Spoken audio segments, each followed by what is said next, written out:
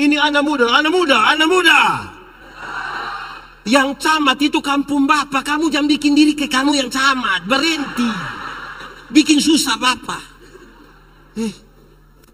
Hati-hati deh orang dekat. Hati-hati. Kita baru dapat jabatan sedikit. Lolos anggota dewan.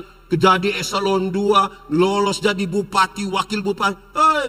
Kita aman-aman. Keluarga di kampung yang bilang, tenang, tenang. Aman, tenang.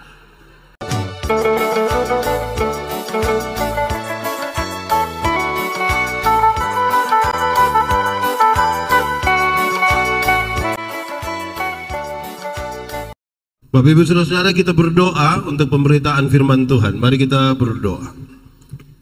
Ya Tuhan Allah, kami mohon kepadamu, kuatkanlah dan teguhkanlah iman kami, supaya waktu kami belajar firman Tuhan, biarlah ini menjadi waktu paling baik bagi kami.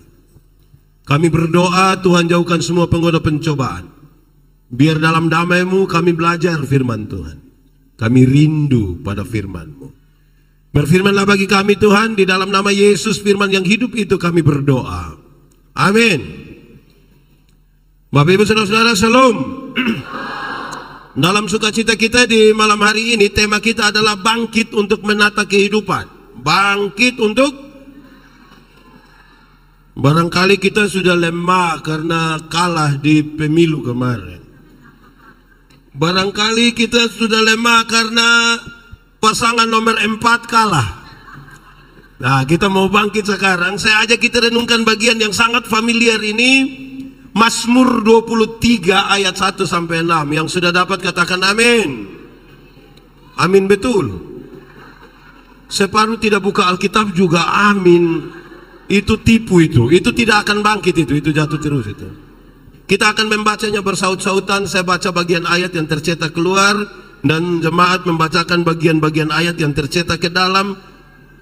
Menurut Mazmur 23, Tuhan gembalaku yang baik, Mazmur Daud. Tuhan adalah gembalaku, takkan kekurangan aku. Ia membimbing aku ke air yang tenang. Ia menuntun aku di jalan yang benar. Sekalipun aku berjalan dalam lembah kekelaman, sebab Engkau besertaku. Engkau menyediakan hidangan bagiku. Engkau mengurapi kepalaku dengan minyak. Kebajikan dan kemurahan belaka akan mengikuti aku, dan aku akan diam dalam rumah Tuhan. Demikian firman Tuhan. Berbahagia setiap orang yang mendengar firman, memelihara dan melakukan dalam hidup setiap hari. Shalom. Kuat sedikit, shalom. Mazmur 23 ini terlalu familiar dan banyak orang menghafal. Bukan saja hafal, Mazmur ini kalau dinyanyikan itu orang rasa terlalu rohani sekali. Kalau orang menyanyi, Tuhan adalah gembalaku, takkan kekurangan. Orang kalau menyanyi itu macam rohani, dia bisa tutup mata separuh tambah menang. Bagus juga, bagus. Tapi saya mau kasih saudara, Mazmur yang luar biasa ini Daud menulisnya. Tuhan adalah gembalaku, takkan kekurangan aku, yang menuntun aku ke air yang tenang, berumput hijau dan seterusnya. Daud bilang begitu. Apakah memang itu yang Daud terasa? Jawabannya tidak. Bahkan tidak sama sekali. Bukan itu yang dia rasa. Itu hanya cita-cita. Itu bahkan hanya cita-cita masa lalu. Cita-cita masa lalu itu sama kayak kita punya bayi dong, duduk cerita dengan cucu, baru dia bilang begini, sebenarnya dulu bayi tentara tapi tidak jadi. Ada semangat mau jadi tapi tidak jadi. Pendeta, kalau memang itu hanya cita-cita masa lalu dan bukan dirasa oleh Daud, lalu Daud mengalami apa? Daud hanya gembala kambing domba di padang, yang ketika akan dicari salah seorang dari anak-anak Isai untuk menggantikan Saul, dia punya bapak sendiri tidak yakin dia punya bapak juga tidak yakin.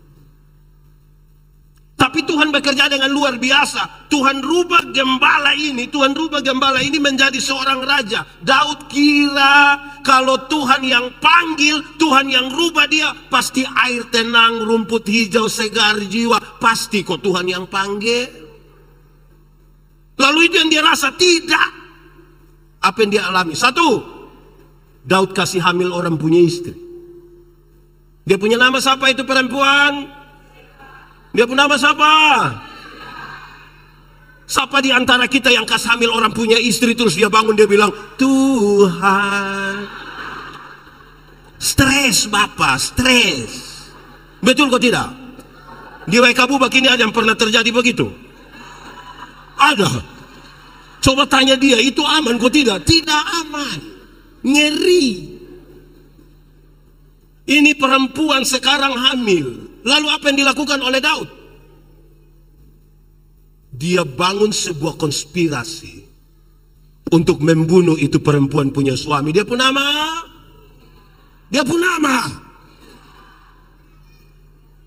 Suara kecil. Orang di WK Bubak ini pendiam-pendiam semua. Batseba punya suami nama Uria atau Urea. Saudara lihat. Dia punya istri hamil, bukan urus selesaikan masalah. Daud panggil Yoab, Yoab bikin perang. Taruh Uria paling depan. Musuh datang, kamu sengaja lari. Matilah Uria.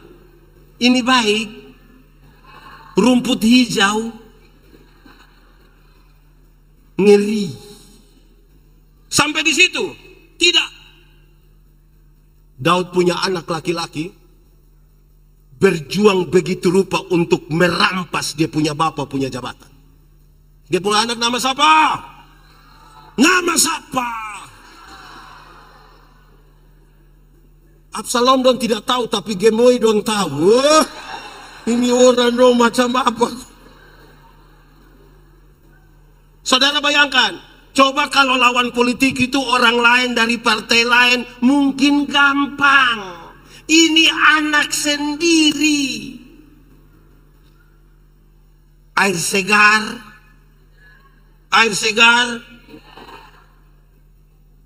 Saudara bisa bayangkan kondisi Daud waktu itu. Anak sendiri yang mau rampas dia punya bapak. Saudara bayangkan, di sini pernah terjadi pemilihan RT? Ada pernah terjadi pemilihan RT di sini? Ada kok tidak? Yang bakalai ibu-ibu? Itu repot itu. Cukup di situ? Tidak. Daud punya anak laki-laki, memperkosa dia punya anak perempuan. Siapa perkosa siapa? Bisu sudah, bisu. Siapa perkosa siapa? Siapa perkosa siapa? Dalam rangka Paskah tolong buat cerdas cermat Alkitab. Hadiah sepeda juga tidak apa-apa. Amnon memperkosa jemaat. Di sini tidak ada jemaat.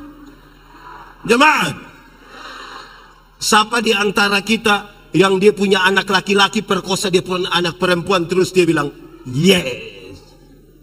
Begitu. Mengerikan bagi ini keluarga. Cukup sampai di situ? Tidak.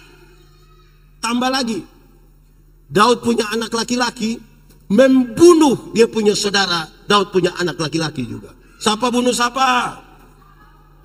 Siapa bunuh siapa? Ternyata dong simpan seperti Maria, semua hanya simpan di hati. Absalom membunuh Amnon. Oleh karena pemerkosaan tadi. Ini satu bapak menyaksikan dua anaknya berkelahi dan satu membunuh satu. Rumput hijau, menurut saudara itu rumput hijau? Itu rumput kering. Cukup sampai di situ? Tidak, tambah lagi. Daud punya anak, ambil Daud punya istri, gundik-gundik, taruh di atas suatu rumah dan bersetubuh dengan mereka, disaksikan oleh segenap umat Israel. Air segar itu air mendidih. Bayangkan sebuah keadaan yang sangat bermasalah. Menurut saudara, dalam masalah yang kurang lebih 5 ini, Daud aman-aman saudara? Daud beres? Dia senyum-senyum? Daud coba menggambarkan keadaan yang luar biasa ini dalam satu kalimat yang dikenang sepanjang masa ketika Daud bilang, seperti di lembah kekelaman. Sama-sama 1, 2, 3. Seperti di lembah kekelaman. Mau mati rasanya. Daud menggantikan Saul. Harapannya adalah harus lebih baik atau lebih tidak baik. Tapi ternyata Daud lebih rusak. Daud telah gagal bagi keluarganya. Daud telah gagal bagi bangsanya. Rumah tangga hancur, bangsa juga hancur. Seperti di lembah kekelaman. Dalam kondisi yang rusak parah inilah Daud melarikan diri dari Tuhan. Dalam pelariannya itulah dia mendengar ada tongkat yang mengikutinya. Dan dia sadar, ini bunyi tongkat Tuhan. Ada gada yang mengikutinya dan dia tahu, ini gada Tuhan. Kalau kita dramatisir sedikit, Daud balik, Tuhan kenapa ikut-ikut saya? Saya sudah tidak mampu, saya sudah gagal bagi rumah tangga, saya sudah gagal bagi bangsa. Saya tidak bisa, mau mati rasanya keadaan ini. Desa-desa di pedalaman Afrika, saya belum pernah pergi sana. Kok saya tidak pernah pergi sana, saudara, kesenang.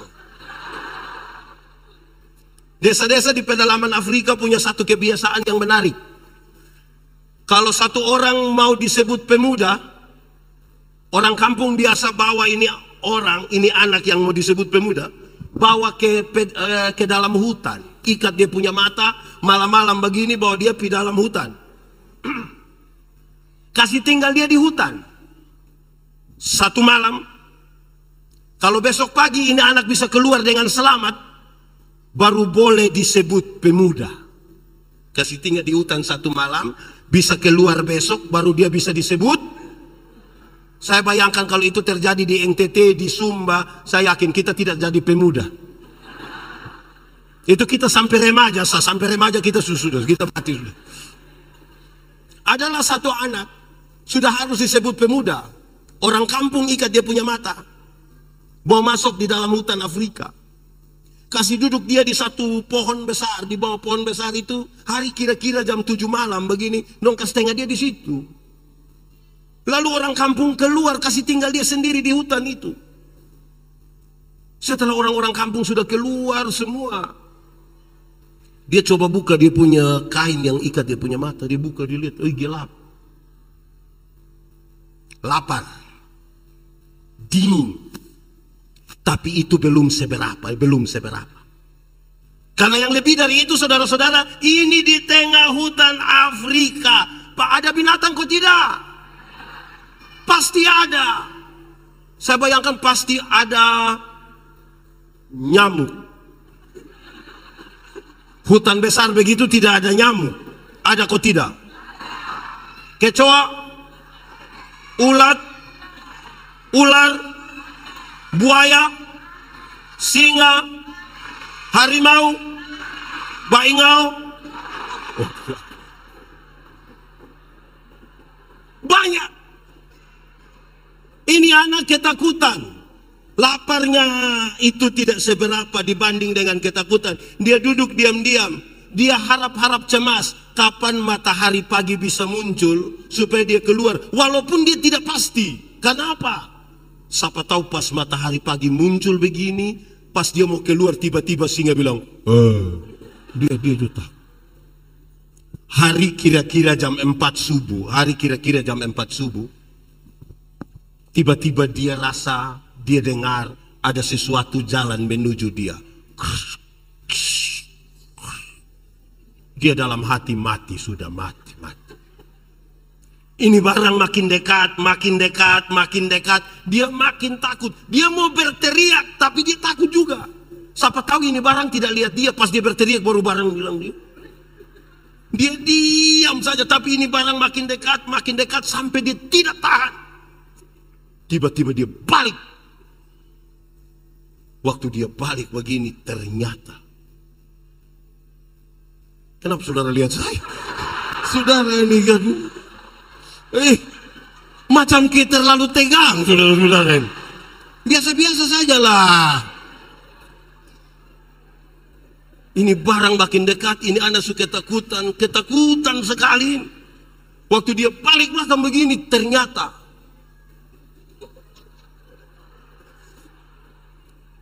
apa coba? Apa? Nyamuk.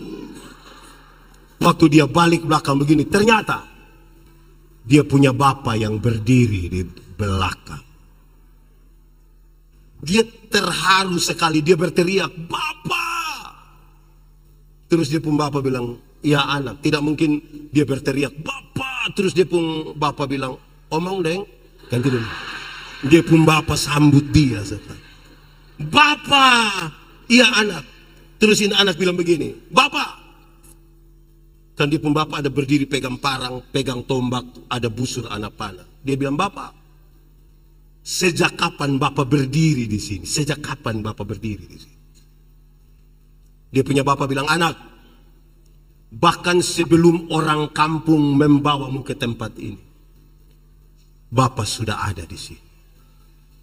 Menangis, dia peluk dia pun bapak, dia bilang begini, "Bapak, kenapa Bapak mau lakukan itu untuk saya?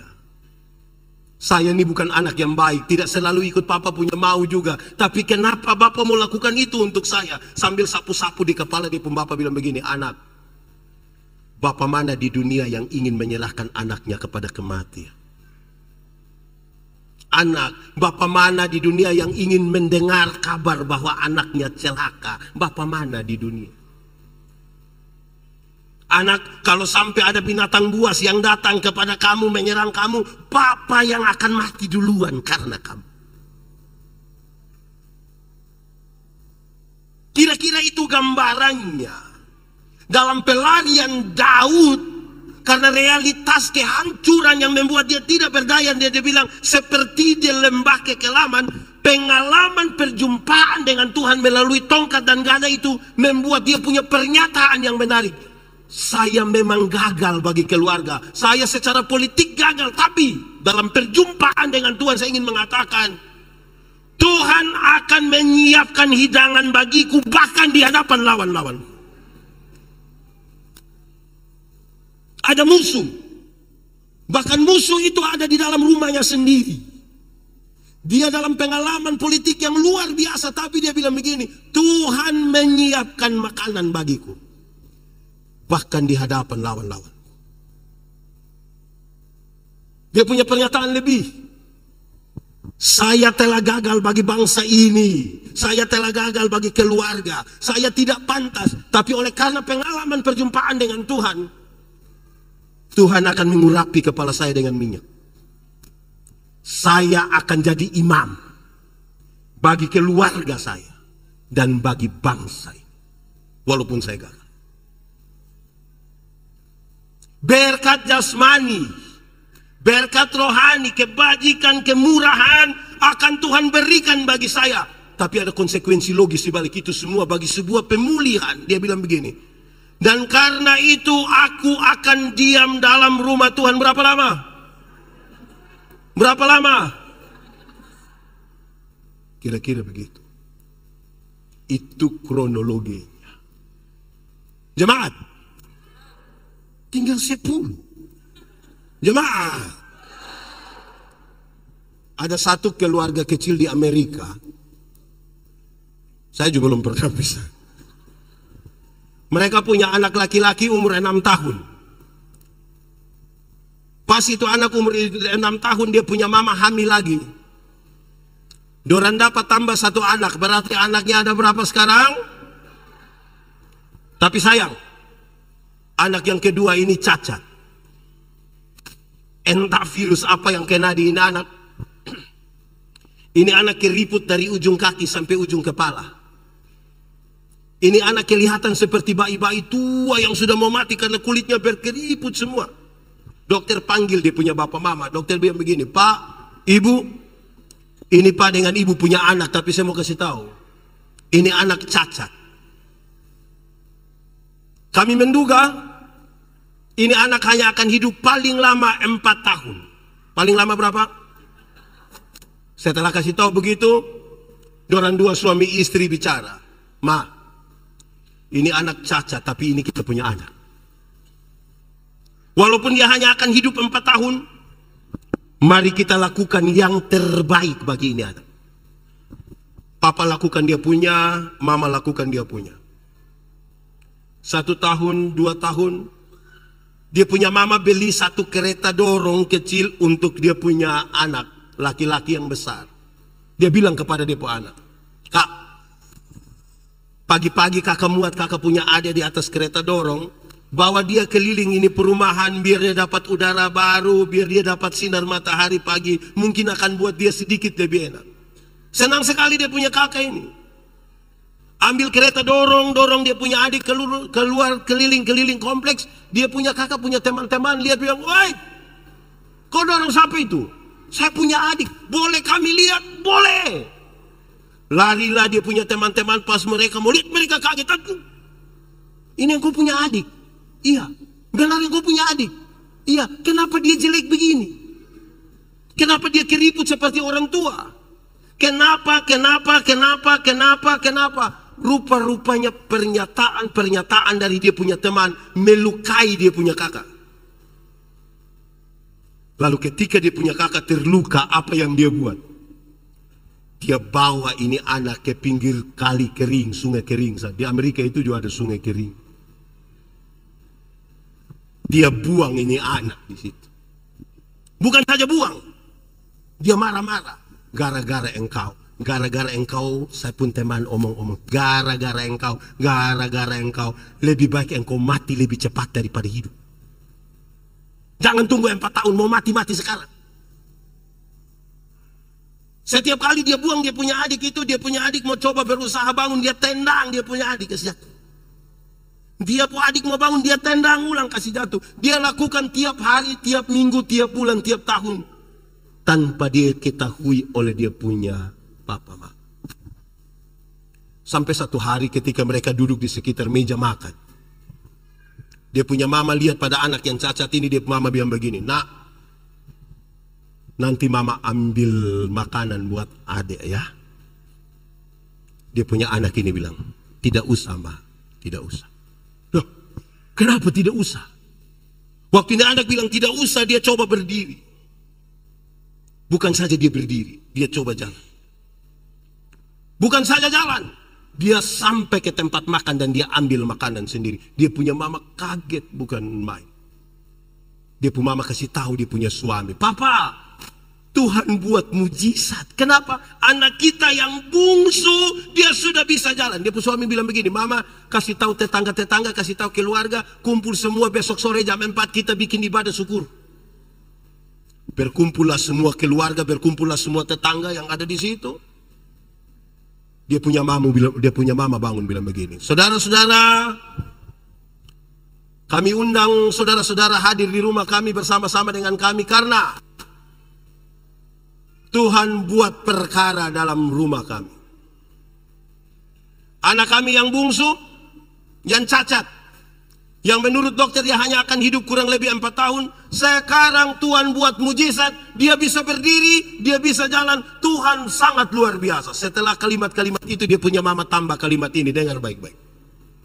Dia mama bilang begini, Tuhan telah pakai dia punya kakak laki-laki yang penuh kasih sayang, telah mengajar adiknya untuk bisa jalan. Saya ulang ini kalimat. Tuhan telah pakai dia punya kakak laki-laki yang penuh kasih sayang. Tiap-tiap hari mengajar adiknya untuk bisa jalan. Saya mau tanya, dia punya kakak penuh kasih sayang? Dia punya kakak penuh kasih sayang? Dia punya kakak sendiri juga penuh kasih sayang. Jemaat, saudara punya masalah? Tidak usah omong. Saya lihat yang ini nih muka masalah semua. Masalah ialah kesenjangan antara harapan dan kenyataan. Ulangi, masalah ialah kesenjangan antara harapan menikah umur 28, kenyataan 34. Harapan menikah dengan dia, ternyata dia nikah dengan kita pun teman. Harapan jadi anggota dewan, kenyataan. Harapan musim tanam jalan, kenyataan hujan turun belum baik. Banyak hal buat kita ada kesenjangan antara harapan dan dalam masalah itu. Pernahkah saudara merasa Anda sendiri? Yang datang kok janji-janji palsu itu dong suruh jalan semua toh. Saudara merasa ditinggalkan, saudara merasa sendiri, bahkan kadang-kadang saudara merasa sangat tidak adil. Pernah merasa begitu?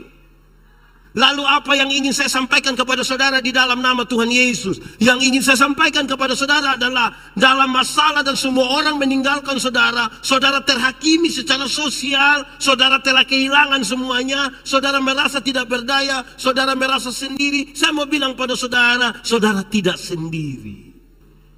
Hei pendeta, kalau saya tidak sendiri, lalu saya dengan siapa? Saudara sementara bersama-sama dengan Tuhan. Hei pendeta, kalau saya bersama-sama dengan Tuhan, lalu Tuhan buat apa dan Tuhan di mana? Saya mau bilang pada saudara, waktu saudara sendiri dan tidak berdaya, itulah Tuhan sementara melatihmu untuk bisa berjalan.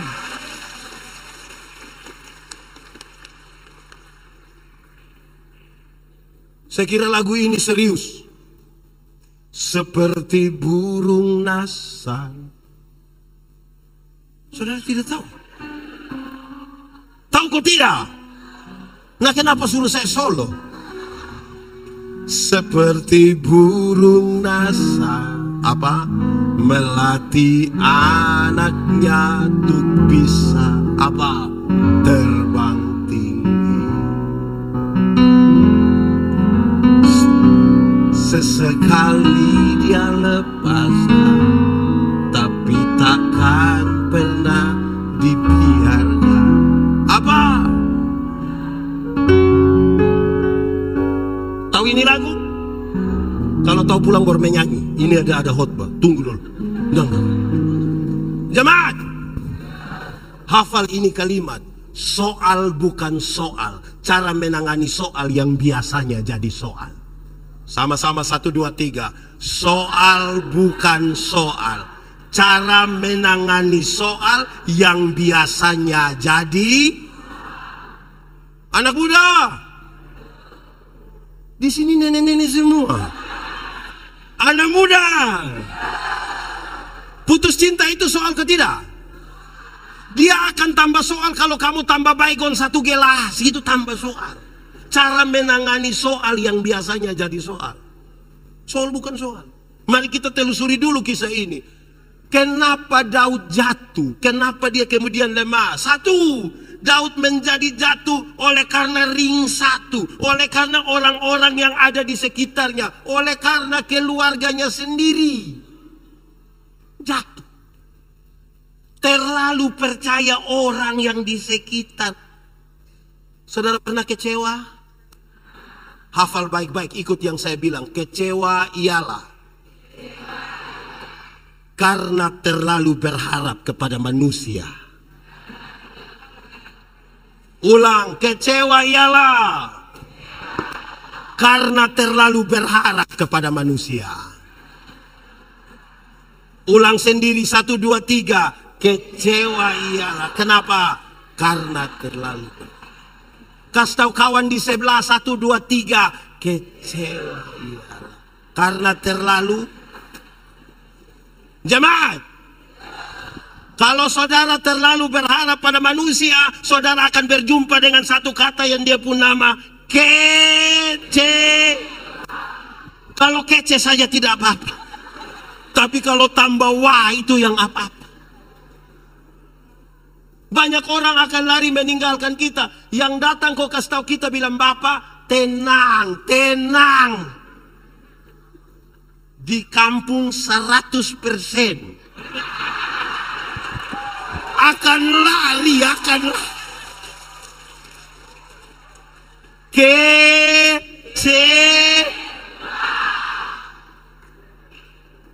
mereka akan lari. Dia jatuh karena orang-orang terdekat.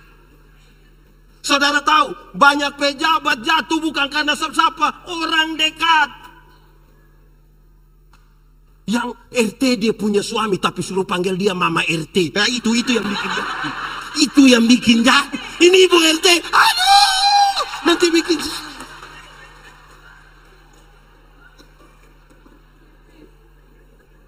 Yang kepala sekolah dia punya suami tapi suruh panggil dia Mama Kepsek. Oh.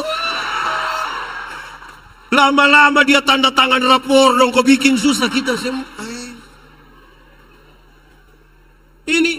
Ini anak muda. Yang camat itu kampung Bapak, kamu jangan bikin diri ke kamu yang camat, berhenti. Bikin susah Bapak. Hati-hati deh orang dekat, hati-hati. Kita baru dapat jabatan sedikit, lolos anggota dewan, jadi eselon 2, lolos jadi bupati, wakil bupati. Kita aman-aman. Keluarga di kampung yang bilang, tenang. Aman, tenang. Jemaat, Tuhan menolong kita di pertama-pertama atau terakhir-terakhir? Tuhan biasa tolong kita di pertama atau terakhir? Pertama atau terakhir? Pertama atau terakhir? Saya mau bilang pada saudara, Tuhan rindu menolong saudara di bagian pertama, tapi saudara biasa menempatkan Tuhan di bagian terakhir. Kok bisa begitu pendeta? Bisa. Waktu kita ada masalah, orang tidak serta-merta berharap pada Tuhan, tidak. Waktu ada masalah dia bilang tenang. Kok ini mai tua pun kakak pun adik kandung pun saudara perempuan pun ipar pun ini pun itu.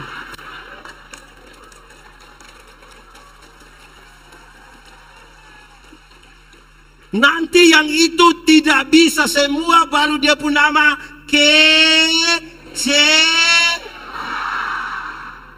itu kondisi di mana seperti di lembah kekelaman. Itu kondisi orang Kupang bilang seperti di buku bambu. Setelah dia kena buku bambu baru dia bilang, Tuhan tolong. Pas Tuhan datang tolong dia marah Tuhan lagi. Kenapa datang terlambat Tuhan? Padahal Tuhan mau tolong dia di bagian, tapi dia taruh Tuhan di bagian.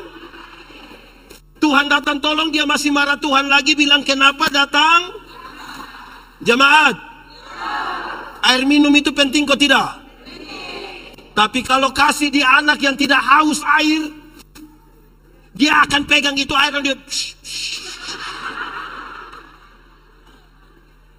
dia pakai main-main. Pernah lihat anak kecil siram-siram pakai itu air mineral? Karena dia haus atau tidak? Memulai sebuah pemulihan harus mulai dari kerinduan dan rasa haus kita akan Tuhan. Kalau tidak bisa. Jemaat, Tuhan biasa menempatkan manusia pada 3 kondisi. 1, ada kondisi di mana kita mau, Tuhan juga mau. Kita mau, Tuhan bilang yes. Oh itu senang. Itu kepingin bersaksi di semua. Bila perlu datang yang pendeta, saya bersaksi dulu, saya bersaksi. Itu status di Facebook itu, Tuhan Yesus baik, Tuhan Yesus teramat baik. Kalau kita mau, Tuhan juga. Tapi ada kondisi kedua. Kita mau tapi Tuhan tidak mau. Pernah alami? Banyak. Kita mau ini tapi Tuhan tidak mau. Lantas apa yang kita rasakan? Bahkan kita berhenti berdoa. Beberapa orang berhenti berdoa dan dia bilang, kita doa sama. Itu bapak tua di sebelah saya tidak pernah doa. Tapi tiap hari ganti oto. Grab. Membanding. Itu kondisi kedua. Ada kondisi ketiga, saudara, kondisi di mana Tuhan mau, tapi kita yang tidak mau. Pernah alami Tuhan mau sesuatu tapi kita tidak mau? Contoh, misalnya kita ada marah seseorang. Saudara ada marah satu orang kok tidak? Dia ada di sini. Coba lihat dia, coba lihat dia. Kenapa lebih banyak lihat saya? Saudara marah. Kalau kita marah seseorang, kita benci dia, terus Tuhan bilang begini, ade, ampuni dia, ampuni dia. Tuhan mau toh kita ampuni. Tapi hati kita masih sakit toh. Dia datang, ame ini logistik dong, semua berpikir dia hilang, dia terima bendera, lain kan kita hati sakit. Bagaimana sekarang kita mau mengampuni dia, kita bilang Tuhan, saya mau ampuni, tapi kalau ingat dia, ya toh? Akhirnya kita tidak bisa mengampuni. Jemaat, mengampuni itu satu paket dengan pendamaian. Pengampunan dan pendamaian itu satu paket. Ada orang mau mengampuni tapi tidak mau berdamai. Ada yang mau berdamai tapi tidak mau mengampuni. Yang mau mengampuni tapi tidak mau berdamai itu dia biasa bilang begini, pendeta, untuk marah saya tidak marah, untuk marah saya tidak marah. Dia mau datang juga silakan, rumah tak buka silakan. Tapi untuk saya yang pergi ke dia, maaf. Pernah alami itu? Pernah? Itu mau mengampuni tapi tidak mau Ada yang kedua terbalik dari itu. Mau berdamai tapi tidak mau mengampuni. Yang mau berdamai tapi tidak mau mengampuni itu kan biasa anak kecil dong. Anak kecil ini main kelereng dong, bertengkar, berkelahi. Dia punya bapak datang, dam. Ayo damai. Nah kita kalau berdamai ini kan biasa jabat tangan toh. Cium. Ini yang kau punya saudara. Besok-besok yang kau susah bukan kelereng yang bantu, saudara yang bantu. Ayo cium. Itu dia punya cara cium itu. Kelihatan berdamai tapi hati tidak mengampuni. Jadi kita urai dulu pertama. Yang buat kita jengkel, yang buat kita lemah, yang buat kita jatuh paling banyak orang yang ada di sekitar kita. Istri. Wih, ini istri punya semangat. Kata-kata yang kuat dan membangkitkan itu mesti datang dari istri. Amin. Ada satu keluarga dorang datang di saya, pendeta, kami mau cerai. Saya bilang kenapa? Hidup sudah tidak cocok, tidak bisa. Cerai. Tiap hari kita baku pukul bapak. Begitu. Bapak mau kita baku bunuh? Jangan juga. Oke, saya tanya dulu. Kamu sudah nikah berapa lama? 10 tahun bapak. Bagus. Anak berapa? 4. Tiap hari kamu bakal lagi. Iya bapak. Saya bilang, saya heran dengan kamu dua. Saya heran kamu dua ini. Heran apa bapak? Yang kamu bakal lagi tiap hari anak 4. Yang kamu bakal lagi tiap hari anak 4. Apalagi kalau kamu dua sayang. Itu satu TPS kamu punya anak semua. Jadi jangan kata-kata kita hanya melihat dari yang buruk. Orang dekat itu dia memberi support yang kuat untuk bangkit lagi. Bagaya. Ada satu ibu, karena tiap hari bakal lain dan dia punya suami toh. Terus dia bilang begini, kira-kira bisa dapat ramuan di mana kau kasih perbaiki hubungan suami istri ini Terus dia bilang, dekat hutan itu ada satu guru bijaksana, lebih baik mama pergi sana, nanti dia ada kasih tahu. Waktu sampai dia bilang, Bapak guru, ada ramuan kok tidak? Ramuan untuk apa ibu? Kami punya rumah tangga yang tiap hari bertengkar, tiap hari berkelahi, mau mati kita. Tapi untuk kepentingan rumah tangga, saya mau supaya perbaiki. Oke, baik. Mama bisa, tapi dia pembahan ini agak susah. Kecuali kalau mama jamin mama bisa dapat. Oh apa? Ini ramuan terdiri dari 3 helai kumis harimau. Mama bisa dapat? Dia bilang, Bapak guru, untuk keluarga punya baik, saya siap. Dia pi hutan bawa daging. Harimau lari datang, dia bangun lari, dia kesteng. Tiap hari makin dekat, tiap hari makin dekat, tiap hari makin dekat. Sampai satu waktu, Harimau datang ambil daging di dia punya tangan. Dan sambil sapu-sapu di kepala dia bilang, harimau, permisi kok saya cabut ame kumis 3. Terus harimau bilang, cepat. Cepat. Dia cabut ame kumis 3, dia lari menuju Bapak Guru. Dia bilang, Bapak Guru, saya sudah dapat kumis harimau 3. Ah, betul. Iya, itu betul kumis harimau. Betul. Coba ibu cerita. Dia cerita bagaimana susahnya dia dapat kumis harimau. Setelah dia sudah cerita habis, Bapak Guru bilang, coba kasih. Bapak Guru terima ame ini kumis harimau. Bapak Guru kucak-kucak begini, buang di dalam api. Dia marah sekali. Bapak Guru kenapa buat begitu? Saya susah payah cari ini, kok Bapak gampang saja bakar. Ini guru bijaksana bilang, ibu, saya terlalu heran dengan ibu. Harimau yang begitu jahat saja ibu bisa pelan-pelan angkat ambil dia punya kumis 3. Sementara untuk mau cari tahu suami pun baik, ibu datang tanya di saya. Lebih baik ibu kawin dengan harimau. Yang paling tahu kekuatan dari orang-orang itu, ini ibu-ibu dong, ini ibu-ibu dong ini.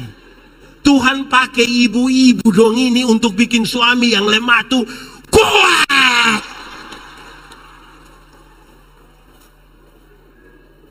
Jadi orang-orang paling dekat itu bisa menentukan ini jatuh atau bangun. Amin kok. Kedua, kenapa Daud jatuh? Daud jatuh hanya karena mengisi waktu luang yang rumit. Daud itu waktu masih jadi gembala kambing domba di padang, tiap hari dia jarang tidur, harus perhatikan ini kambing domba dari serangan ini, barang-barang dong, binatang-binatang. Berjaga-jaga. Tapi setelah jadi raja dan bisa tidur, orang lain perang, Daud tidur di rumah Bapak. Tidur-tidur begini, bangun tidur, dia angkat muka dari atas tingkat, dilihat ada orang punya istri mandi, dia bilang, siapa tuh? Jadi masalah kan? Jemaat, ada 3 hal rumit dalam hidup ini. 1, menjaga rahasia. Sama-sama 1, 2, 3. Jaga rahasia itu susah. Saya bisa bilang, kita 2 sama Bapak, kita 2 Tapi satu lain kita bilang, kita dan kita saja, kita dan. Lama-lama satu kabubak tahu. Yang kedua, mengampuni. Mengampuni itu susah. Tapi yang ketiga dalam kaitan dengan ini adalah mengisi waktu luang. Sama-sama 1, 2, 3. Jemaat, kalau belum bisa tidur 30 menit malam-malam, saudara bikin apa? Kalau belum bisa tidur 30 menit malam-malam, saudara bikin apa? Berdoa. Jemaat, dosa itu tidak terjadi serta-merta. Dosa itu dibuahi dalam pikiran dan perasaan. Yang malam-malam saudara belum bisa tidur itu, belum bisa tidur, kalau saudara lihat-lihat loteng, lihat-lihat begini, lihat-lihat. Terus tiba-tiba dia bilang, saya ada ide. Terus dia bangun, dia bikin status. Sudah jam 12 lebih 45 menit, tapi mata belum bisa tertutup. Nah itu soal. Jemaat, pernah naik motor? Pernah berhenti di lampu merah? Lampu merah yang di samping situ biasa berapa lama? 1 menit. Taruhlah 1 menit. Saudara dengan motor sampai. Pas sampai begini,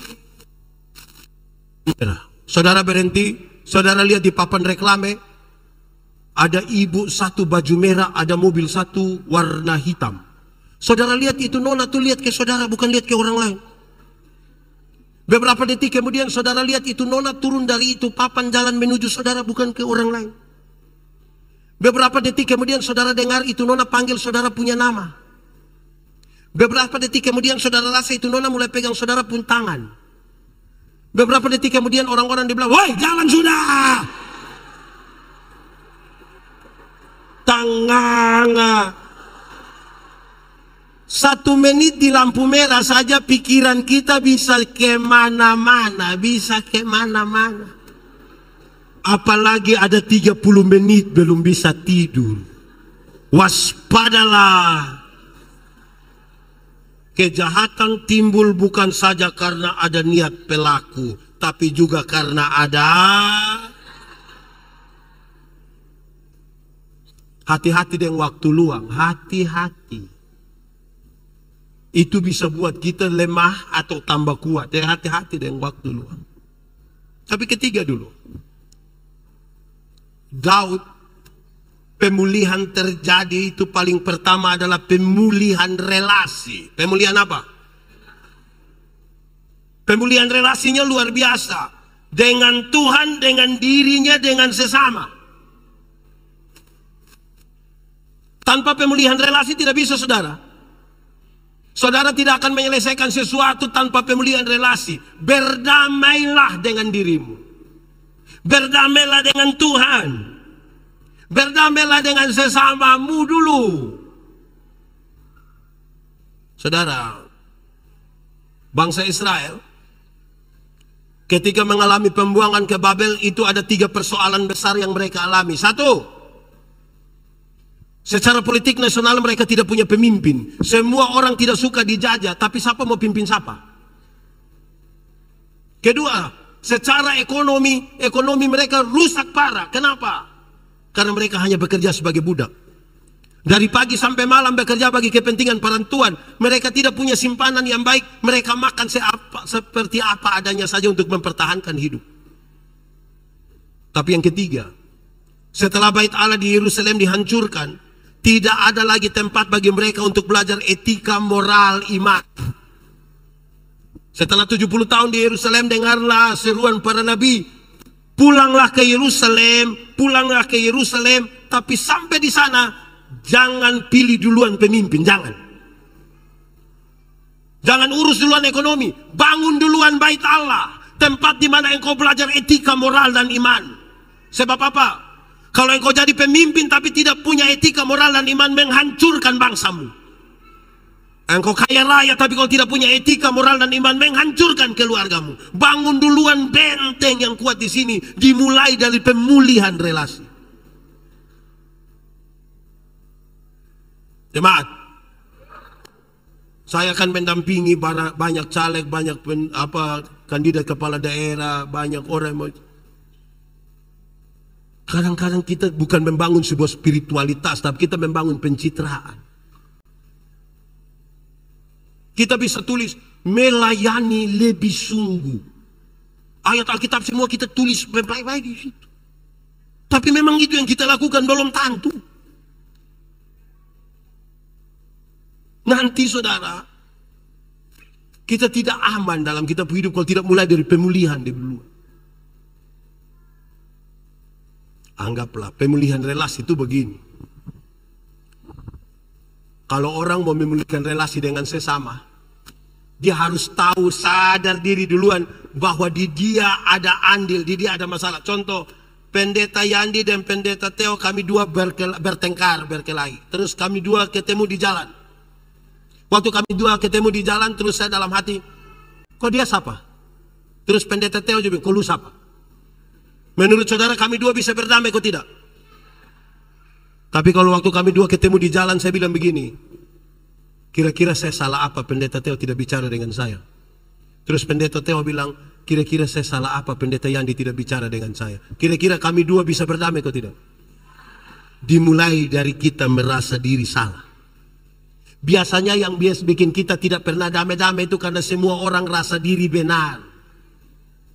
Di WK Bubak ada, di GKS WK Bubak ada, dia majelis atau jemaat,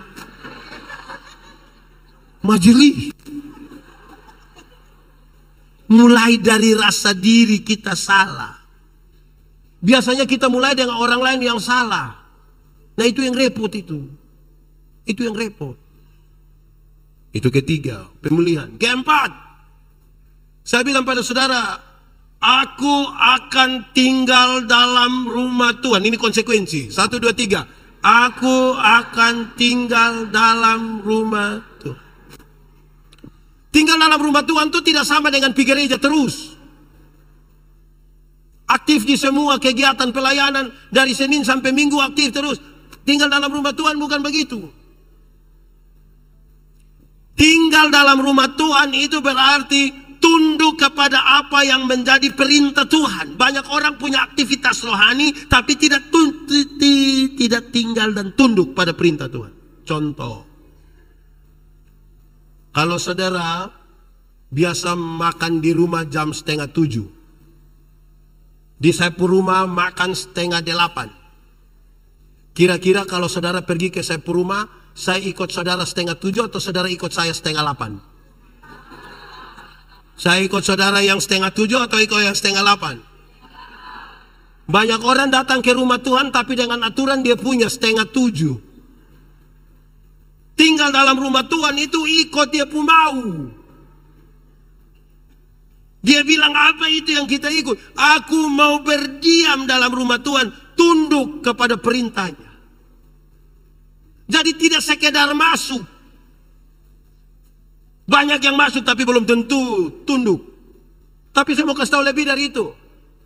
Supaya jangan ada bilang, Pak Pendeta kalau begitu tidak masuk, tidak apa-apa. Harus masuk. Jemaat, kenapa KPI ini malam saya lihat ibu-ibu, mama-mama lebih banyak dari bapak-bapak? Ini mama janda semua?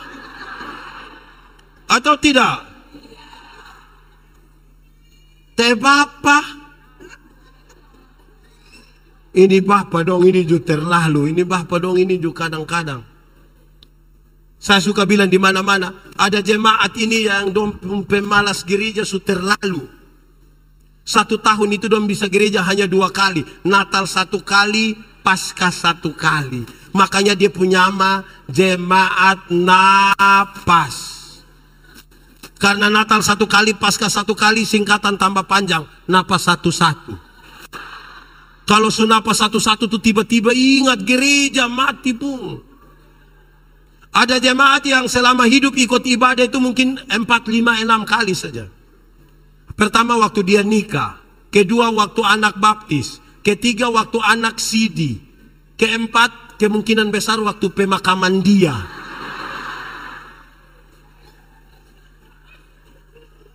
Ini bapak-bapak dong, ini jurusan bapak-bapak.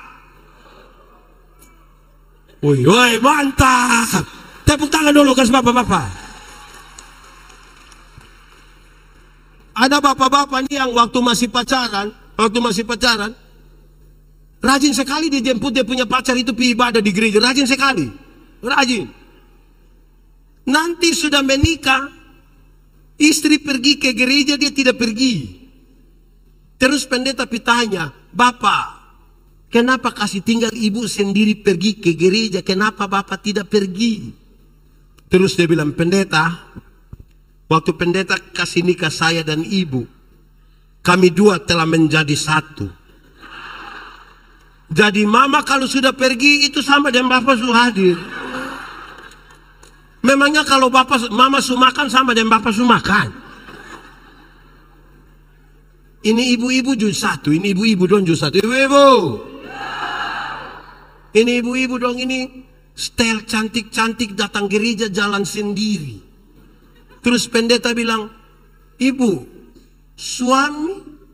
Terus dia bilang, tahu sendiri. Tahu sendiri. Sudah tahu suami begini, kenapa kawin dengan dia? Aneh-aneh saja. Hei, anak muda, nona muda, kamu jangan terlalu yakin dan terlalu percaya kamu punyong les yang ini. Jangan terlalu percaya, jangan terlalu dia pun les. Jangan. Besok-besok bukan satu les, semua kosong. Ini semua kosong. Jangan yakin. Nona, kamu sudah ada pacar kok belum? Belum. Saya kasihan dengan kamu. Nona, ajak kamu punyong itu ikut ibadah. Ajak kamu punyong ikut ibadah. Ibadah pemuda. Kasih tahu dia, nyong, kakak, umum, ibadah. Kalau dia tidak mau, ibadah. Kalau dia tidak mau kasih tahu, Nanti kalau dia tidak mau, baru kasih tahu dia ada kue.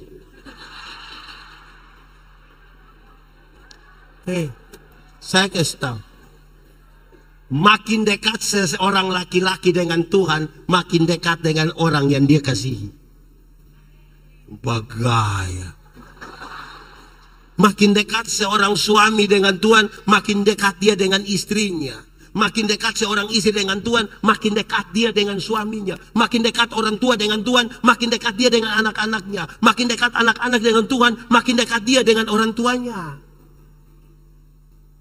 Jadi suruh pergi ibadah. Saya kadang-kadang sebagai pendeta, saya pendeta jemaat juga, saya heran. Ini jemaat dong, ini menarik sekali. Kalau ada ibadah syukur, orang undang kita ini pergi ibadah syukur. Ini menarik ini, kita pergi. Sampai sana, waktu ibadah, orang sedikit.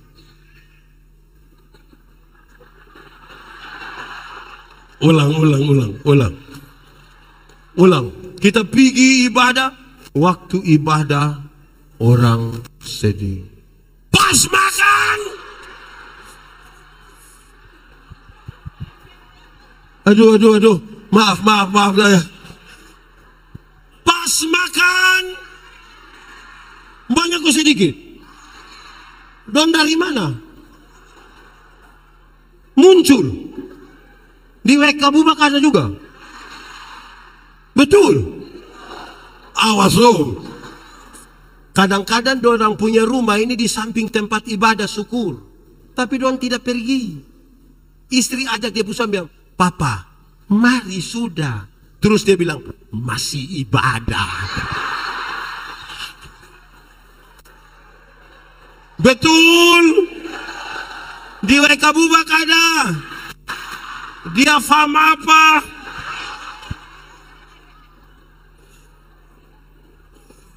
Saudara kalau tidak setia beribadah, mau pemulihan apa saudara? Mau pemulihan apa?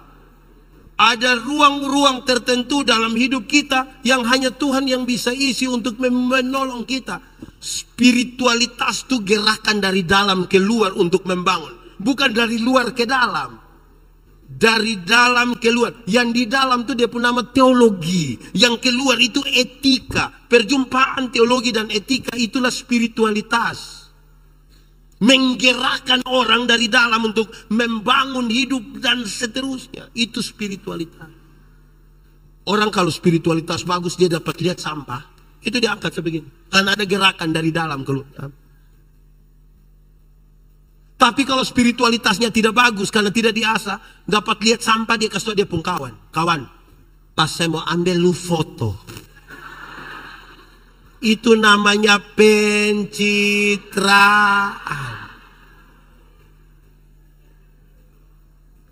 Saudara tidak bisa bangun hidup dan pemulihan itu dengan pencitraan, tidak bisa.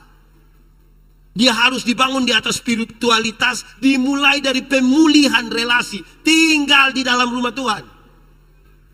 Mesti begitu. Kita ini kadang-kadang pencitraan. Di rumah makan tidak tahu berdoa, tapi pas di gereja orang bagi nasi, dia cepat-cepat tutup mata. Dia buka mata, orang masih berdoa, dia tutup ulang mata, baru dia lihat begitu. Di sini ada. Laki-laki kau perempuan. Laki-laki. Siapa pun suami, coba angkat tangan, siapa pun suami. Tidak bisa begitu, saudara. Bangun kita pun hidup. Saudara, Daud itu pernah sangat kuat. Bagaimana dia kuat?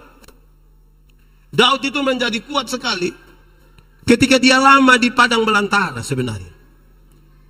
Waktu tahu bahwa dia akan berhadapan dengan Goliat. Dengar, Goliat mewakili kelompok orang yang posturnya bagus dan punya fasilitas yang lengkap. Sementara Daud mewakili kelompok orang dengan postur kecil dan fasilitas biasa. Kalau Daud tiap hari hanya duduk dan berpikir tentang kelebihan Goliat, itu belum perang dia kalah. Tapi bagaimana dia membangun kekuatan? Dia berlatih. Dia berlatih begitu rupa, saudara-saudara. Berlatih begitu rupa sampai dalam keyakinan dia bilang begini. Lawan satu orang tinggi besar dengan perlengkapan perang yang sangat banyak itu, sangat baik itu. Saya cukup datang bawa batu 5 cukup. Dia sudah punya keyakinan diri. Cukup. Bahkan dia kasih naik sedikit dia pun kapasitas. Bahkan dengan batu yang seadanya, saya berlari baru lempar pun mati.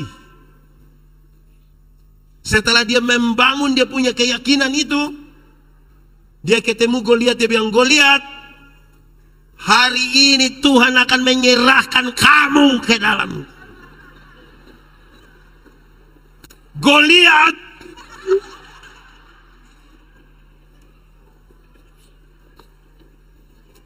jadi dia bekerja.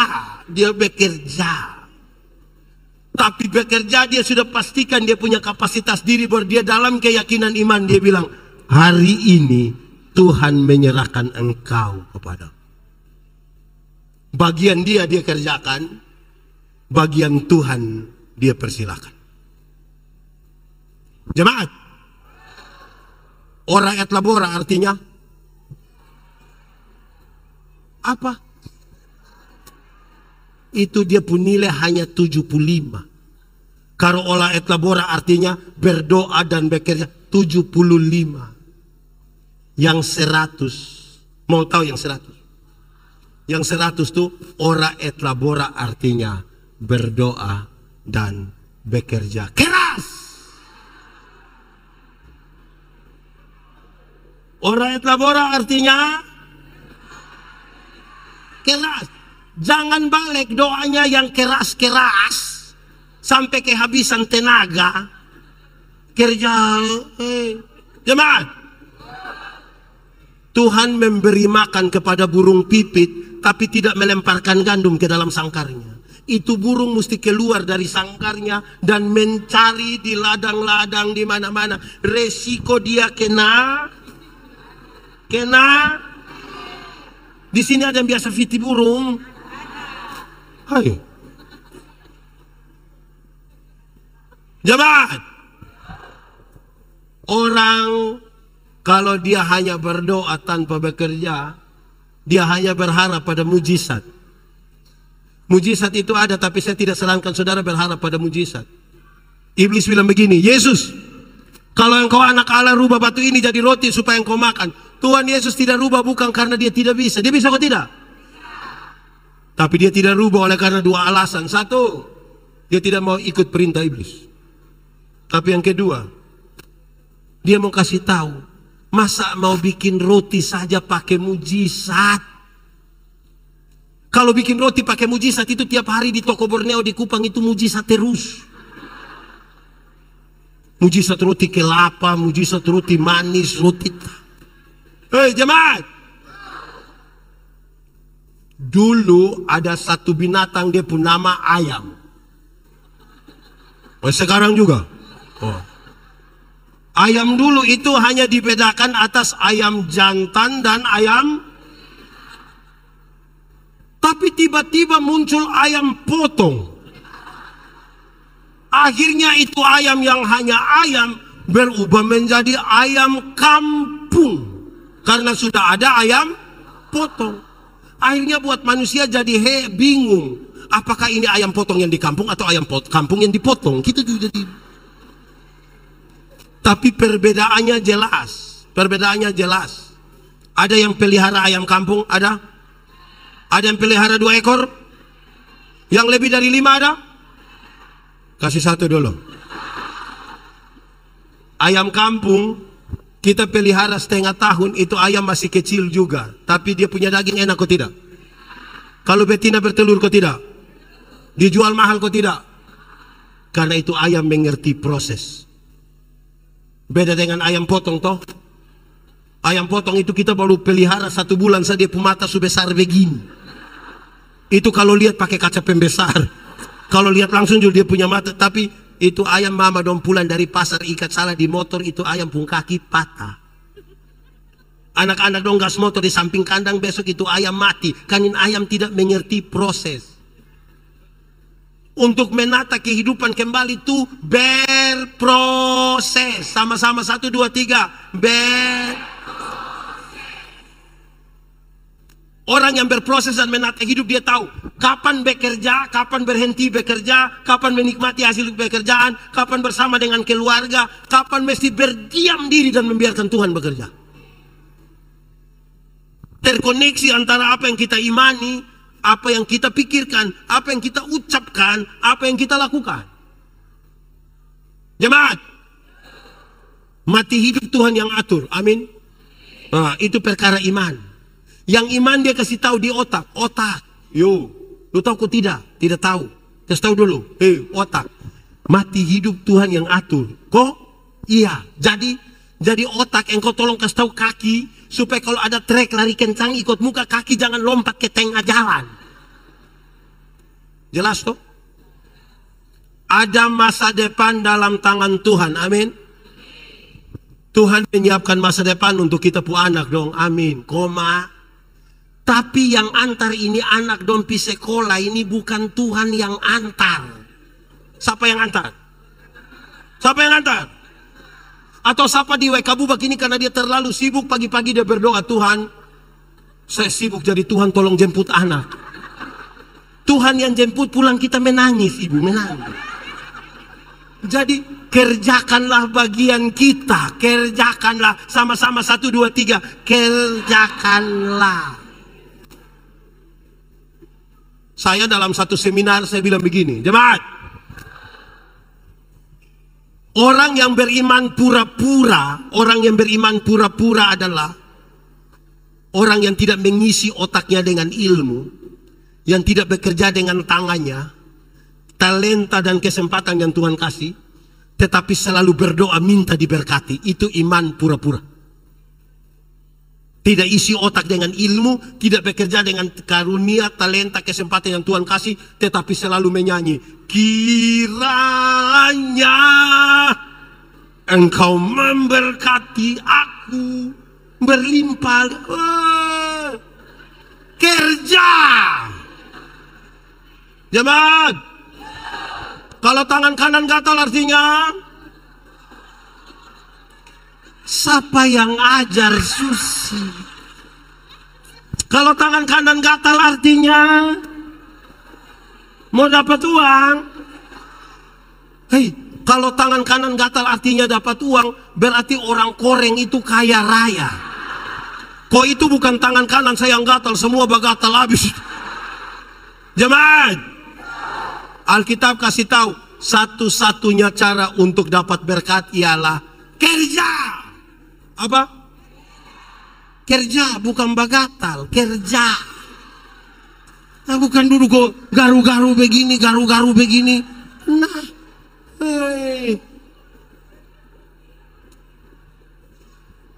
kerja. Jemaat, pada akhirnya kalau kita memahami teks ini, pemulihan itu kemudian dia bukan kata-kata, dia sebuah tindakan. Saya melayani di Alor,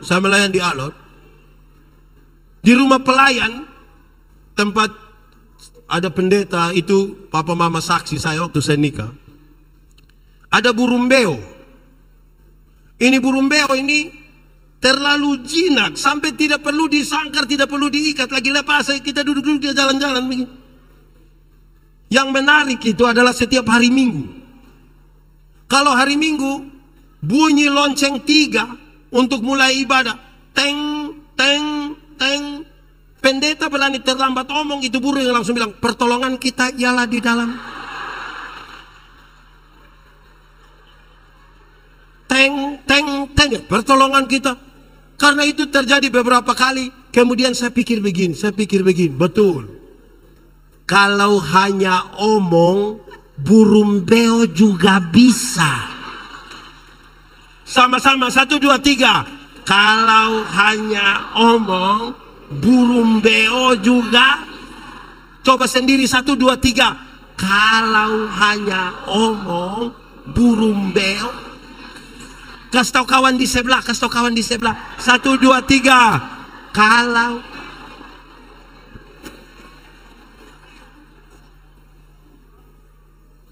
mantap toh?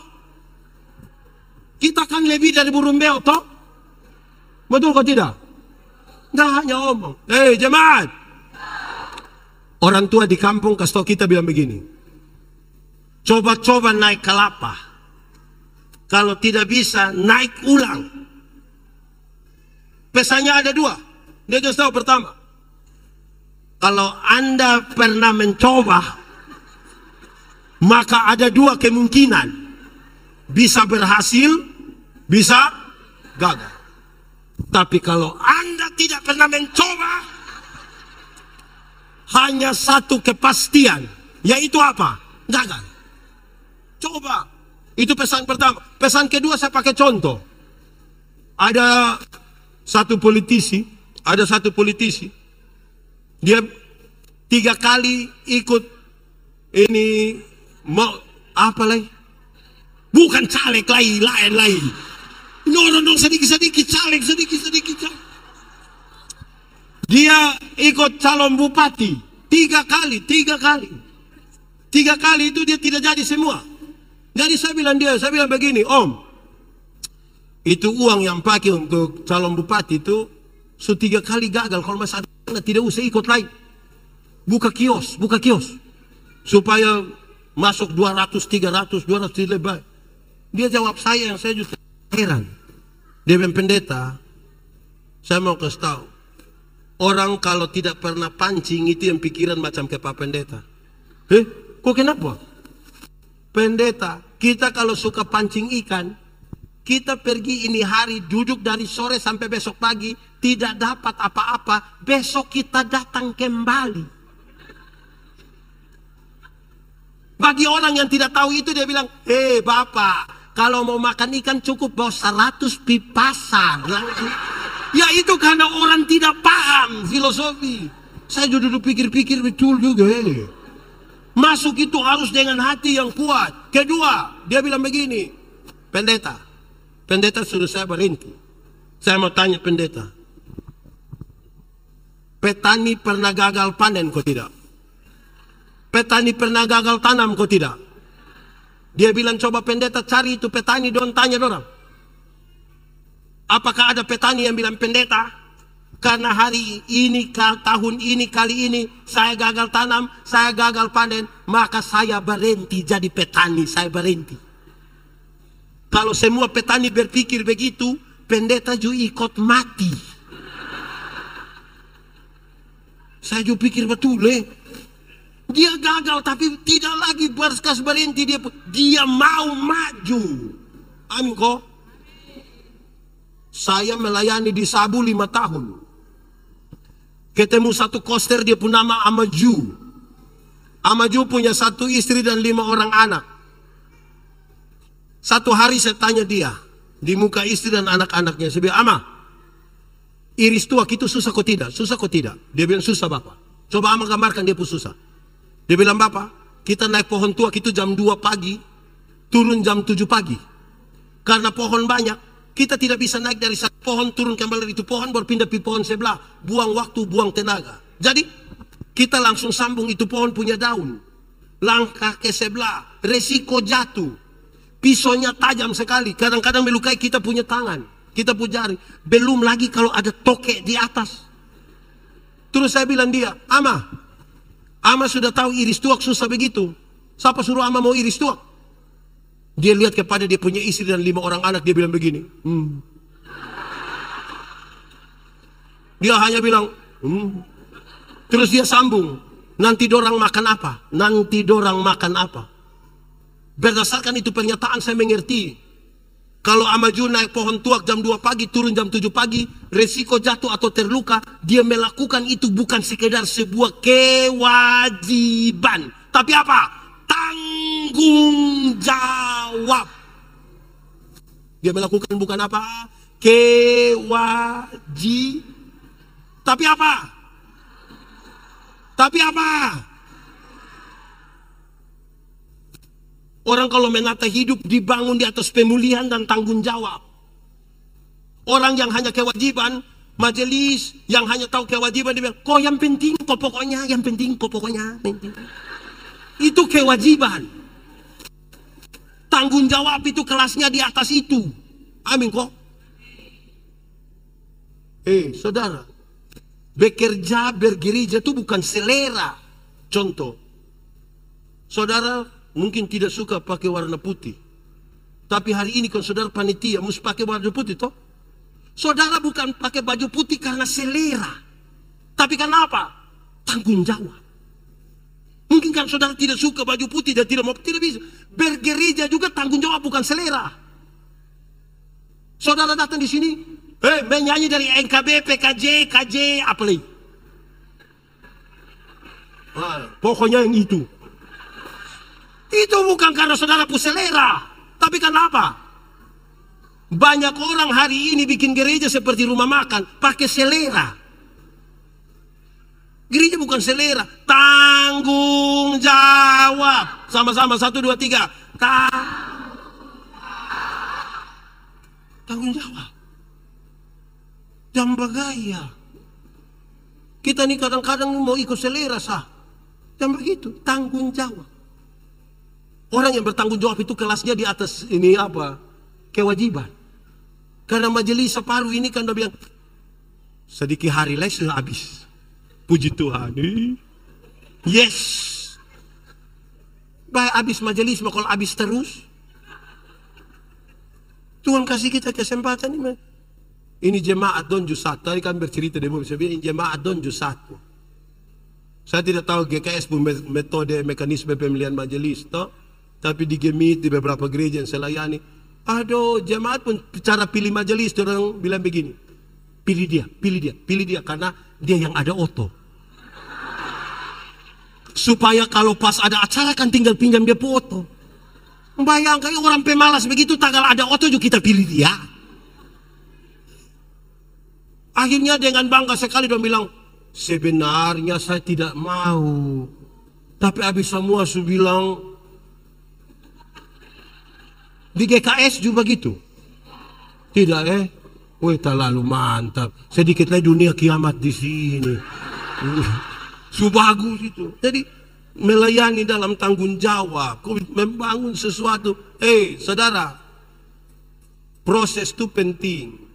Proses itu pemulihan, tanggung jawab. Yang ketiga, keputusan. 1, 2, 3. Kesedihan itu pilihan. Semua orang bisa sedih. Tapi memilih untuk tidak sedih lagi itu pilihan. Mau menangis terus atau move on sudah. Saya kasih contoh. Pernah putus cinta? Terus-terus? Jemaat. Orang kalau putus cinta dan dia tidak segera move on, dia bisa sakit hati dari tamat SMA sampai mati. Karena nanti itu nyongka stay foto dan dia pun tanta kita yang tersinggung. Nanti kita capture itu foto lingkar merah di itu tanta pun kepala, anak panah merah di dia punya mata. Kita messenger dia baru tanya, itu siapa itu? Harus ambil keputusan.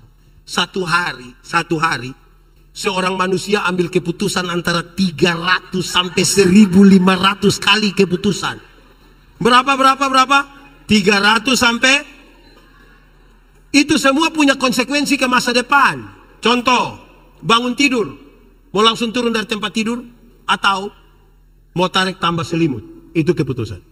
Bangun tidur, mau berdoa dulu, atau foto. Itu juga keputusan. Itu semua punya konsekuensi ke masa depan. Jemaat, kenapa pendeta Yandi berkhotbah hari ini di sini? Karena saya pernah ambil keputusan kira-kira 29 tahun lalu untuk sekolah teologi, makanya saya ada di sini.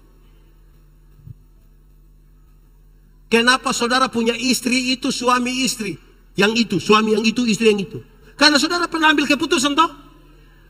Tidak mungkin saudara bilang, pendeta, saya benar-benar tidak tahu. Saya tidur-tidur begini, bangun dia langsung di sebelah. Kan tidak begitu. Keputusan. Saudara kalau tidak ambil keputusan, jemaat, yang paling banyak kena tabrak di jalan raya itu bukan orang buta. Tapi orang yang ragu-ragu ambil keputusan.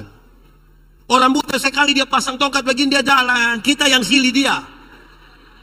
Kita yang pura-pura buta itu yang begini mati. Keputusan.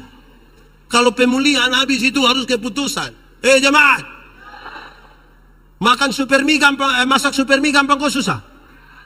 Gampang kok susah? Cepat atau lama? Teorinya cepat. Kalau tidak segera ambil keputusan dia jadi lama. Kalau saya bilang saya punya istri, Mama, saya mau makan super mie. Terus ibu pi dapur 2-3 menit dia datang tanya, Papa, mie goreng kok mie kuah? Terus saya bilang, mie kuah sayang, mie kuah. Ibu pi belakang 2-3 menit dia datang tanya, kuah banyak atau sedikit? Kuah banyak, kuah banyak. Dia pi belakang 2-3 menit dia datang tanya lagi, pakai sayur atau tidak? Mama taruh sayur saja, taruh. Dia pi belakang 2-3 menit dia datang tanya lagi, pakai telur atau tidak? Taruh saja sayang. Dia pi belakang 2-3 menit dia datang tanya, pakai lombok atau tidak? Lama-lama kita tidak makan. Kita hanya bertanya-bertanya, sahabat tanya.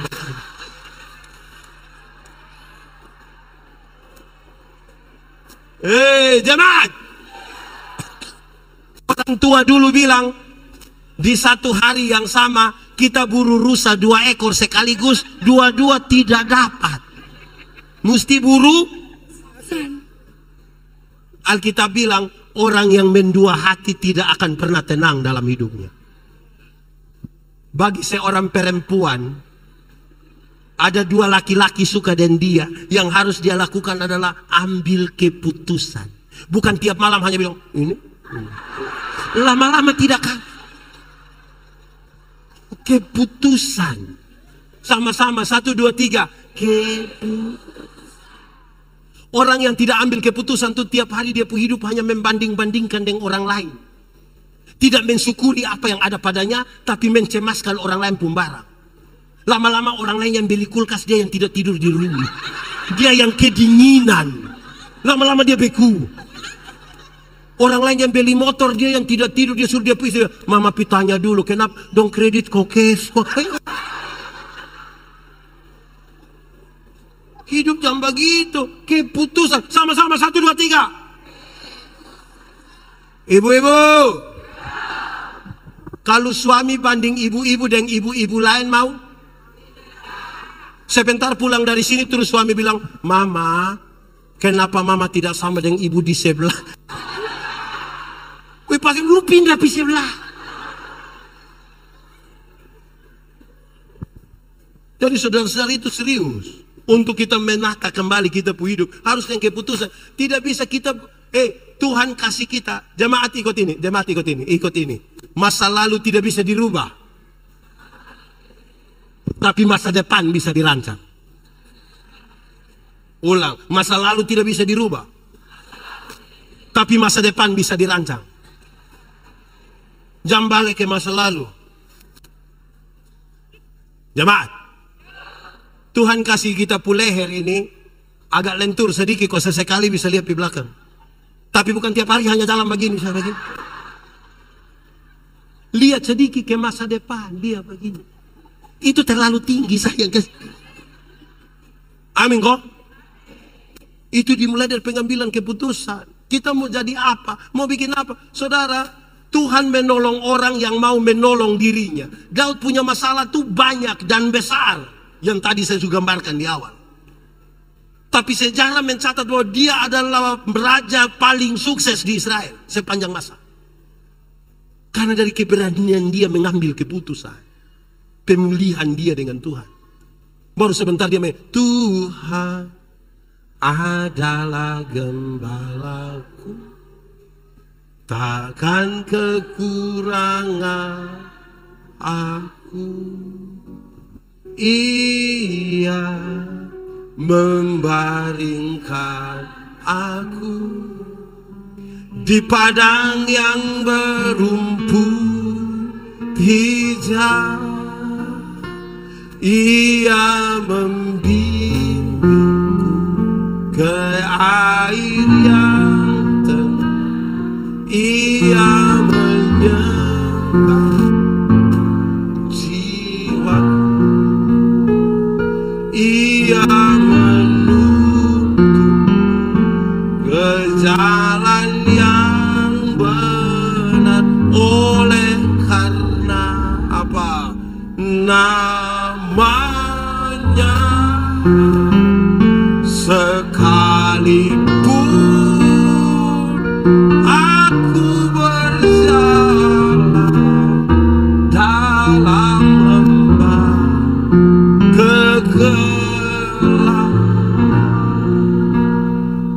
paling terakhir untuk menata kembali kehidupan, setelah kita ambil keputusan, harus juga kita bangun dengan sama-sama bersyukur. 1, 2, 3. Lebih kuat. 1, 2, 3.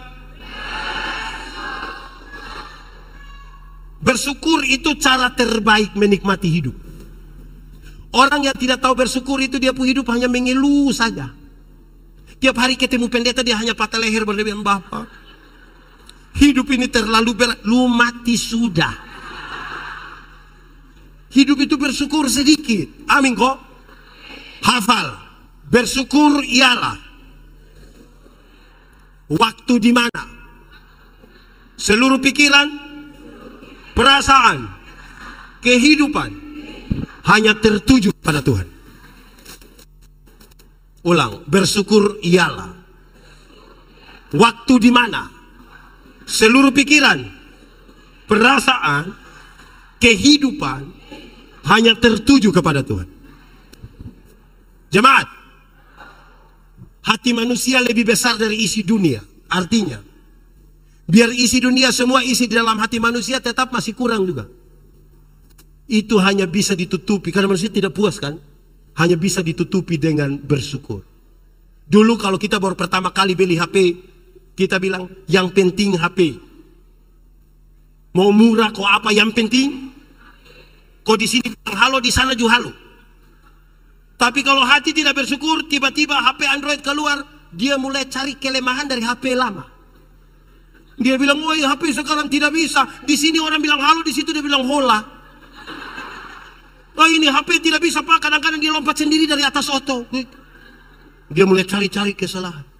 Jemaat, contoh, kita jalan kaki, kita berdoa, Tuhan kasih saya sepeda 1. Tuhan kasih sepeda 1. Dia naik 2-3 bulan, dia berdoa, Tuhan naik sepeda memang enak, tapi tanjakan yang di sana itu betis dan paha. Jadi yang kau punya mau, kalau bisa motor 1. Tuhan kasih motor 1, dia naik 5-6 bulan, dia berdoa, Tuhan naik motor memang enak, tapi saya punya istri berat 80. Anak dong 3 orang baru montok-montok semua. Setiap kali motor bunyi 4-4 mau naik motor Tuhan. Jadi motor bawa masalah baru dalam kami punya rumah tangga. Jadi Tuhan, kamu punya mau? Kalau boleh oto 1 Tuhan. Pick up juga tidak apa-apa. Tuhan kasih oto 1, dia naik barang 1 tahun, dia berdoa, Tuhan naik oto memang enak. Ibu juga naik, dia duduk paling muka. Tapi anak kami yang pertama sudah kawin dengan orang Sabu Tuhan. Tinggal di Mesara. Masa pisabu pakai oto? Jadi yang kau punya mau? Kapal feri 1. Tuhan kasih kapal feri 1, dia pergi ke Sabu, lihat cucu, anak mantu, pulang dia doa ulang, Tuhan naik feri memang sampai Sabu, tapi laut Sabu. Jadi yang kau punya mau? Helikopter 1 itu. Saudara, sikap kita terhadap berkat lebih penting dari berkat-berkat yang Tuhan kasih. Mata yang hanya melihat pada berkat dan tidak melihat pada sumber berkat tidak akan pernah bahagia. Dia tiap hari hanya patah leher. Baru dia bilang, pendeta hidup ini terlalu, mati sudah. Jemaat, nabi yang terutama dalam masyarakat Israel adalah Nabi Elia. Nabi siapa? Nabi siapa? Ada yang rindu seperti Nabi Elia, boleh angkat tangan. Ini tidak mau. Nah mau ke siapa saja. Saya tanya banyak orang, rindu seperti Elia? Iya. Oke, mari kita lihat. Jemaat, waktu itu hujan tidak turun 3 tahun. Terus Tuhan bilang, Elia, pergilah ke sungai Kerit. Aku akan memerintahkan burung apa? Burung apa? Gagak, kokaka. Burung gagak untuk memberi makan kepada engkau. Jemaat, kalau Tuhan suruh burung elang bisa bawa ayam 1 ekor buat Elia. Tapi Tuhan suruh burung gagak. Saudara pernah lihat burung gagak? Lihat siapapun burung gagak. Pertanyaan itu penting. Saudara kalau tidak pernah lihat burung gagak, saudara tidak akan pernah mengerti arti itu firman. Kenapa? paruh burung gagak yang seperti itu tidak dapat membawa barang yang berat. Dia hanya bisa membawa roti yang tipis. Jadi Elia makan roti yang tipis. Paruh burung gagak yang seperti itu tidak bisa menghancurkan daging yang masih segar, kecuali daging itu hampir busuk. Karena itu burung gagak dikenal sebagai burung pemakan. Jadi daging yang dibawa kepada Elia itu daging yang hampir busuk. Sementara saya mau tanya saudara, pernah makan roti yang tipis dengan daging hampir busuk? Pernah? Kalau saudara belum pernah makan begitu, hanya satu kata sama-sama, bersyukur. Karena Nabi yang luar biasa itu masih makan daging yang hampir busuk dan roti yang tipis. Masih pernah makan begitu? Saudara masih makan daging yang mantap-mantap bagus toh? Bersyukur. Habis makan daging itu, Tuhan bilang, Elia, pergilah ke Sarfat. Jarak dari Kerit ke Sarfat itu kira-kira 100 mil. 100 mil berarti kurang lebih 160 km. 160 km dari Wekabubak itu kemana kalau ke arah timur? Kemana? Dari sini ke Wengapu, jalan kaki. Sekarang saya mau tanya, pernah jalan kaki 160 km dari sini ke Wengapu? Saudara kan naik motor, naik oto toh? Hanya satu kata sama-sama, bersyukur. Jalan kaki 160 km sejauh itu, cari siapa? Cari siapa? Janda miskin atau kaya? Miskin atau kaya? Coba kalau janda muda baru kaya, jangankan Elia, saya juga mau. Ini janda miskin baru tua. Tapi dia pergi. Iya toh? Ketemu janda miskin itu, dia bilang begini, Ibu punya minyak, ibu punya tepung, berikanlah kepada saya. Ini ibu bilang, Tuhan, kalau saya berikan ini tepung dan minyak, habis saya berikan pada Tuhan, saya mati. Elia bilang, ibu kasih dulu. Setelah dia terima, dia bicara dalam pengertian iman yang luar biasa. Dia bilang begini, Ibu, hujan mau turun 1 tahun lagi, 3 tahun lagi, atau 10 tahun lagi, itu bukan urusan saya. Tapi yang saya mau kasih tahu kepada ibu adalah, penyertaan Tuhan sempurna atasmu, sampai kapan hujan itu turun ke bumi.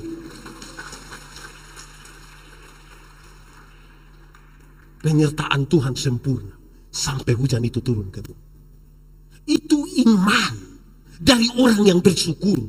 Saudara jangan takut pada pemulihan. Tuhan pasti akan menolong saudara. Amin.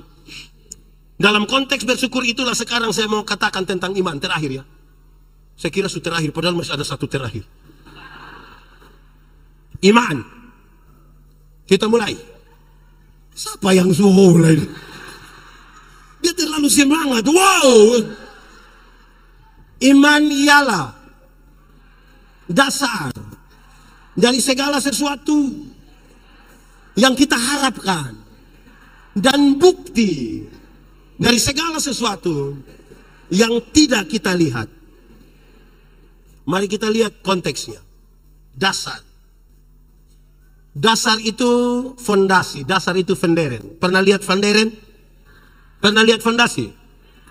Teori tentang fonderen, fondasi itu ringan. Teorinya bilang begini, fondasi kuat, bangunan kuat, fondasi miring, bangunan. Dia dasar dari apa? Dasar dari yang kita harapkan. Harapkan itu apa? Cita-cita masa depan, idealisme, mimpi, visi. Saudara mau jadi bupati Sumba Barat, silakan, itu visi. Saudara mau jadi orang terkaya se-Indonesia, silakan, itu mimpi. Yang ibu-ibu, nona-nona mau jadi wanita tercantik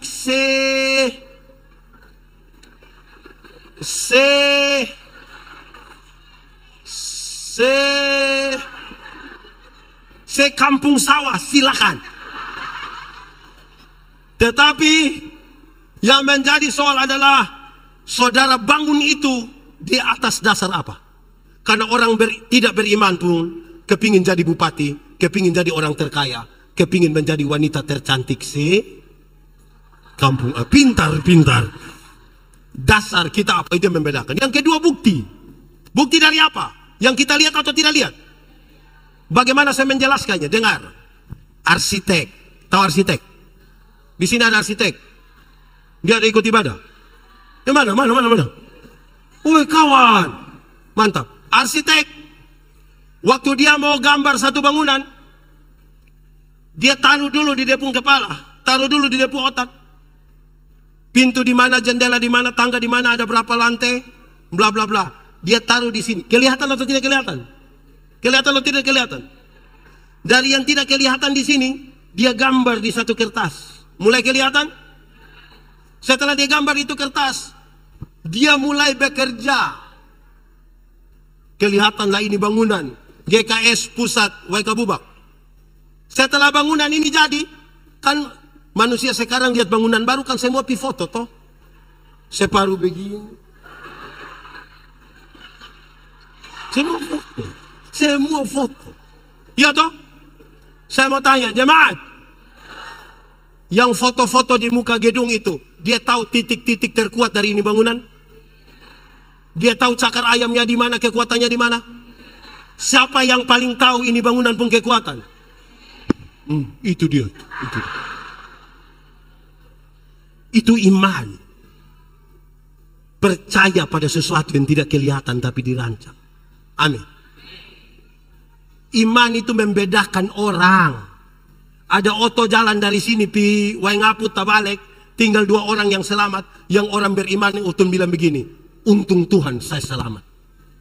Yang beriman bilang apa? Untung.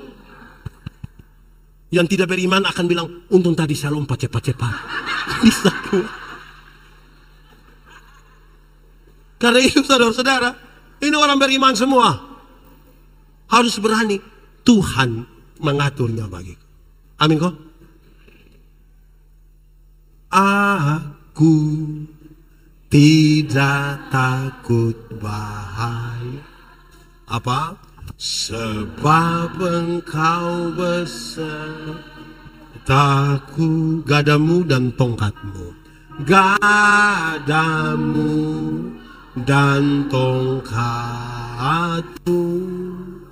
itulah yang menghibur aku. Ia membimbing ke air yang tenang. Ia menyegarkan jiwaku. Ia menuntun ke jalan yang benar. Oleh karena namanya, sekalipun aku berjalan dalam lembah kegelapan, dan aku pun akan diam dalam, dan aku